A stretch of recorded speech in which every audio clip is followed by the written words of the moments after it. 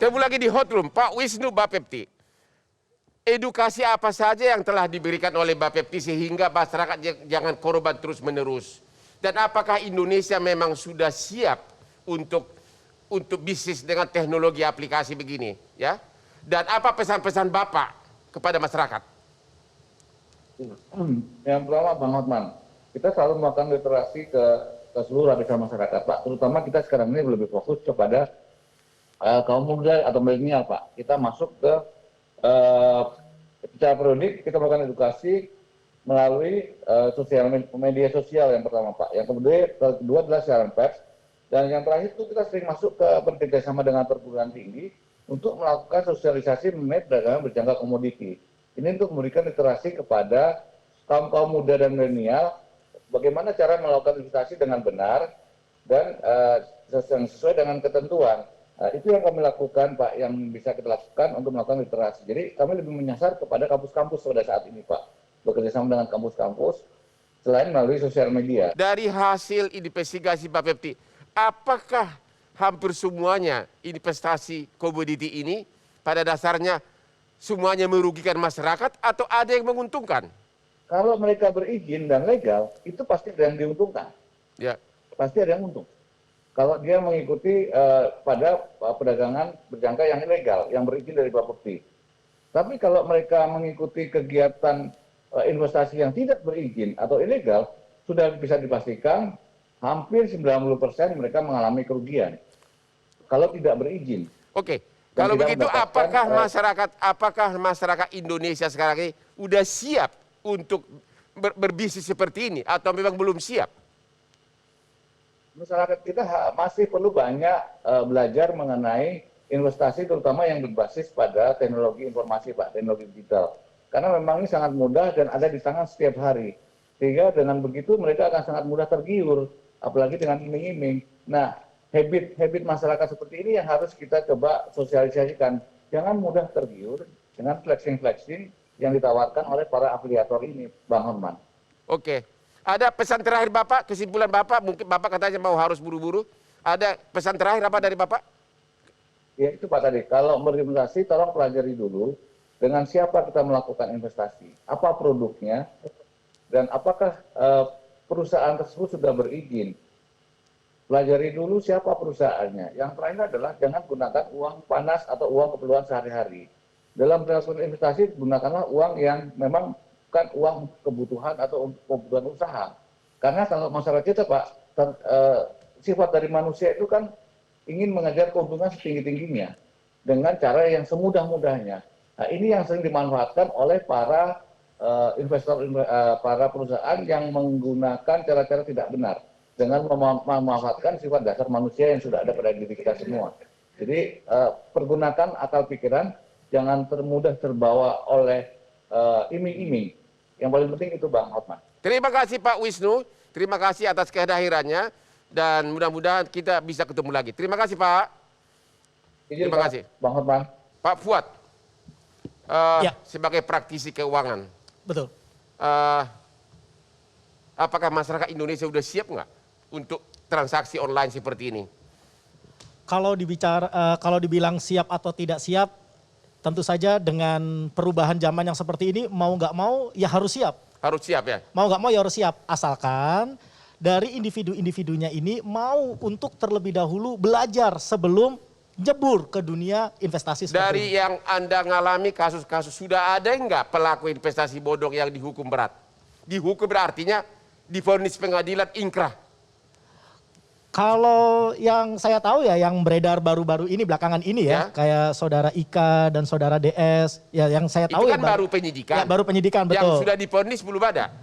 Saya masih belum tahu. Anda bisa list nggak berapa banyak kasus investasi bodong di Indonesia? Coba yang paling besar apa? Yang merugikan masyarakat, boleh tunjuk nggak 2 atau 3 selain robot trading dan binomo, apa yang menurut Anda termasuk yang sangat besar investasi, kasus investasi? Kayak misalkan contoh lagi juga penipuan-penipuan melalui Telegram. Ya. Yang itu juga sangat membanjiri gitu ya. Bahkan saya sendiri Telegram saya seringkali saya diundang untuk masuk ke dalam grup Telegram. Yang terus kemudian di sana juga menawarkan untuk semacam jasa titip dana atau jasa kelola dana. Dan itu mereka berganti-ganti nama gitu ya. berganti-ganti nama telegramnya berganti-ganti, terus kemudian seringkali menggunakan foto profil sosok tertentu, bisnis tertentu, nama tertentu, dan sudah pasti kalau ada yang namanya jasa titip dana atau jasa kelola dana, sudah pasti itu nggak benar gitu. Oke, Pak Ahmad, saya kasih contoh dalam kasus apa dulu yang Indra Kents? bukan yang kasus naik haji dulu apa itu? First First travel. travel. Ya. Dalam kasus first travel, hartanya memang disita oleh Mahkamah Agung, tapi uang itu tidak dikembalikan ke korban, tapi malah disita untuk negara. Itu dalam kasus first travel. Jadi harta yang dipupuk dari kejahatan disita tapi menjadi milik negara, bukan dibagikan kepada para korban. Ya. Jadi bagaimana? Menurut Bapak sebaiknya bagaimana sebagai penyidik nih? Yang benar yang mana hukumnya?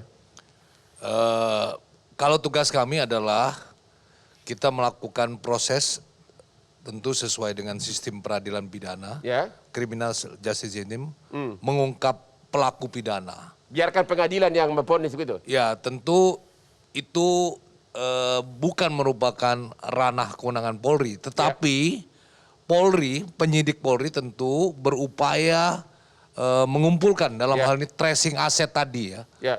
Jadi kalau kita melihat kerugian total, ukurannya adalah kerugian dari masyarakat yang dirugikan. Secara pribadi Bapak sebagai ahli hukum pidana udah pasti. Apakah ini pendapat pribadi ya? Ya. Apakah Bapak sependapat sebaiknya harta yang disita itu jangan disita ke negara tapi dikembalikan dibagi-bagi untuk para korban? Pendapat Bapak pribadi gimana? Pendapat saya pribadi ya orang yang sudah dirugikan korban ini kan orang yang susah, yang ingin menjadi katakanlah tanda kutip kaya, ingin menambah keuangan. Tentu untuk mengurangi beban Ya. harus ada upaya-upaya yang komprehensif ya agar hasil dari tindak pidana ini setelah terkumpul bisa dikembalikan kepada korban. Terima kasih. Kepada Pak Suparji, ahli hukum pidana, hukumnya itu bagaimana? Jadi kasus contoh investasi bodong, kasus first travel. Kalau harta hasil kejahatan ini sudah disita oleh penyidik, kemudian oleh jaksa, oleh pengadilan, hukumnya bagaimana? Apakah memang hasil penjualan harta ini disita untuk negara atau memang dibagikan kepada korban? Hukumnya dulu, baru kemudian sebaiknya bagaimana? Ya, secara hukum bahwa penyitaan terhadap barang bukti itu adalah bagian dari Menyita. upaya untuk pembuktian. Kan itu satu dalam rangka pembuktian tindak pidana tadi itu. Kemudian yang kedua, ketika memang sudah dinyatakan bersalah, maka barang bukti tadi dikembalikan kepada yang berhak, tentunya kepada korban-korban. Tapi di KUH pidana kalau nggak salah bisa juga disita untuk negara seperti kasus first travel. Ya, ada kasuistis misalnya kasus first travel. Kenapa itu dulu terjadi? Karena dua perbedaan pandangan. Pada satu sisi jaksa sebetulnya bermaksud menyita untuk negara, tetapi bagi pengacara atau para advokatnya pada waktu itu keberatan karena kesulitan teknis untuk membaginya. Akhirnya pengadilan memutuskan disita untuk negara. Tetapi secara formil, sebetulnya penyitaan itu dikembalikan kepada yang berhak itu. Jadi harusnya menurut Bapak barang yang disita itu dalam vonis pengadilan sebaiknya hasil penjualannya dibagikan untuk para korban, begitu? Ya betul, setelah dilakukan pembuktian dan sudah membuktikan adanya kejahatan tadi itu, maka harus dikembalikan kepada yang berhak, itu kepada sesudah korban. vonis pengadilan, misalnya harta Indra Kents, Lamborghini, Rolls Royce disita, nanti kalau sudah divonis oleh pengadilan, nanti yang melelang itu siapa? Kejaksaan atau siapa? Ya tentunya eksekutornya adalah kejaksaan dan itu menjadi bagian dari tuntutan jaksa, misalnya barang bukti ini disita untuk kepentingan korban dan bagaimana teknisnya nanti jaksa Artinya menurut Bapak, kalau memang aparat hukum kejaksaan memihak kepada rakyat, harusnya dalam surat tuntutan disebutkan bahwa agar harta daripada si korban ini disita untuk korban tadi itu. Jadi untuk dibagikan kepada ya, para seharusnya korban. begitu karena jaksa sebagai representasi negara hadir untuk membela kepentingan korban dan untuk pembuktian tadi itu barang buktinya juga untuk korban tadi Harusnya itu. begitu. Harusnya begitu. Oke, kita istirahat dulu, kembali setelah jeda berikut ini.